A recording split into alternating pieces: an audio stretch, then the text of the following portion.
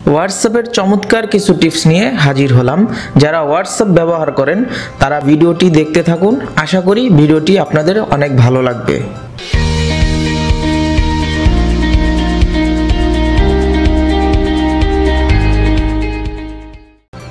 Video শুরু করার আগে 9 টেকনোলজিকে সাবস্ক্রাইব করুন এবং পাশে থাকা বেল আইকনে প্রেস করুন। বন্ধুরা, হোয়াটসঅ্যাপের যেই টিপসটি আমি প্রথম শেয়ার করব সেটি হচ্ছে, আমরা যখন অনলাইন থেকে বের হয়ে যাই, লাস্ট আমি কতক্ষণ আগে অনলাইনে ছিলাম এই স্ট্যাটাসটি কিন্তু সবাই দেখতে পারে। তো এই স্ট্যাটাসটি আমরা কিভাবে হাইড করব, সেই কাজটি করার জন্য প্রথমে আমরা হোয়াটসঅ্যাপে প্রবেশ করব। হোয়াটসঅ্যাপে প্রবেশ করার পর ডান পাশের উপরে 3 ডট মেনু আইকনে আমরা প্রেস করব। প্রেস করার পর আমরা দেখতে পাচ্ছি এখানে সেটিংস নামে একটি অপশন আছে। আমরা চলে যাব সেটিংসে। সেটিংস থেকে অ্যাকাউন্ট থেকে চলে যাব প্রাইভেসিতে যাওয়ার পর প্রথম যে অপশনটি আমরা দেখতে পাচ্ছি সেটি হচ্ছে লাস্ট সিন। তো এই লাস্ট সিনে আপনাকে এভরিওয়ান করা থাকবে। তো এখান থেকে 3টি অপশন রয়েছে। আপনার যদি এভরিওয়ান দেওয়া থাকে তাহলে লাস্ট কখন অনলাইনে ছিলেন সবাই দেখতে পাবে। মাই কন্ট্যাক্টস দিলে শুধু আপনার কন্ট্যাক্টে যারা আছে তারা দেখতে পাবে, এবং যদি আপনি নোবডি সিলেক্ট করেন তাহলে আপনাকে এই স্ট্যাটাসটি পুরোপুরি হাইড হয়ে যাবে, কেউই দেখতে পারবে না। তো আমরা এই নোবডি করে দিলাম। তো আশা করি এই টিপসটি আপনাদের কিছু ক্ষেত্রে কাজে লাগবে।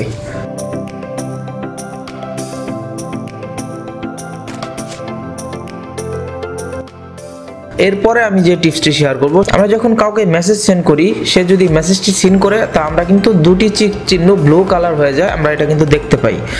তো আপনাকে যখন কেউ মেসেজ সেন্ড করে একই নিয়মে কিন্তু সেও দুটি ব্লু কালারের টিক চিহ্ন চলে যায় তার মোবাইলে। আজকে আমি শেয়ার করব, আপনি মেসেজ সেন্ড করবেন কিন্তু কেউ বুঝতেই পারবে না যে মেসেজগুলো আপনি সেন্ড করছেন। সেই কাজটি করার জন্য একই নিয়মে 3 ডট মেনু আইকনে ক্লিক করে সেটিংসে যাব। সেটিংস থেকে অ্যাকাউন্ট থেকে প্রাইভেসি। তো এই ফাঁকে আমি একটি কথা বলে নেই, এই কাজটি কিন্তু কোনো খারাপ উদ্দেশ্যে করবেন না।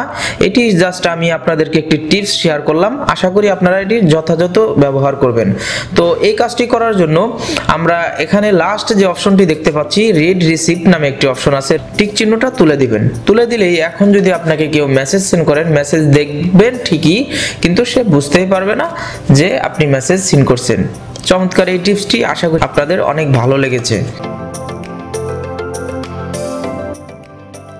এরপরে যে টিপসটা আমি শেয়ার করব সেটি হলো, আমরা যখন চ্যাটিং করি, চ্যাটিং করার পর ব্যাকগ্রাউন্ডে যে একটি বাই ডিফল্ট ভাবে একটি ব্যাকগ্রাউন্ড দেওয়া থাকে, ব্যাকগ্রাউন্ডে যে একটি কালার বা যেটাই বলেন সিনারি দেওয়া থাকে, তো এটি আমরা খুব সহজেই কিন্তু চেঞ্জ করে নিতে পারি।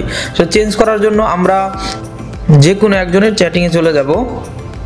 চ্যাটিংয়ে চলে গেলে 3 ডট মেনু আইকনেতে প্রেস করব। প্রেস করলেই দেখতে পাচ্ছি ওয়ালপেপার নামে একটি অপশন আছে। এখানে বেশ কিছু সিস্টেম চলে এসেছে। প্রথমে gallery, solid colour, wallpaper, library, default এবং নো ওয়ালপেপার। আপনি যদি নিজের পছন্দ মতো কোনো ছবি সেট করতে চান তাহলে অবশ্যই আপনার গ্যালারিতে প্রেস করবেন। আপনি যদি চান তাহলে যে কারো ছবি এখানে সেট করতে পারবেন। আর যদি আপনি চান যে শুধু কালার দিবেন তাহলে এই সলিড কালারে ক্লিক করবেন। তো আমরা গ্যালারি থেকে একটি ছবি দিয়ে নিলাম। তো বন্ধুরা, দেখতে পাচ্ছেন কিন্তু চমৎকারভাবে ছবিটি সেট হয়ে গেল। আশা করি এই টিপসটিও আপনাদের কাছে ভালো লেগেছে। এরপরের হোয়াটসঅ্যাপের যে গুরুত্বপূর্ণ একটি টিপস আমি শেয়ার করব সেটি হচ্ছে, আমরা যে এই যে আমরা কারো বন্ধুদের সাথে বা ফ্যামিলি মেম্বারদের সাথে বা যার সাথেই চ্যাটিং করি, তো অনেক সময় কিন্তু গুরুত্বপূর্ণ কিছু চ্যাটিং থাকে যেগুলো আমাদেরকে পরবর্তীতে কাজে লাগে। তো এই চ্যাটিংগুলো আমরা বা এই মেসেজগুলো কিভাবে রেখে দিতে পারি সেই কাজটি আমরা এখন করে দেখাবো।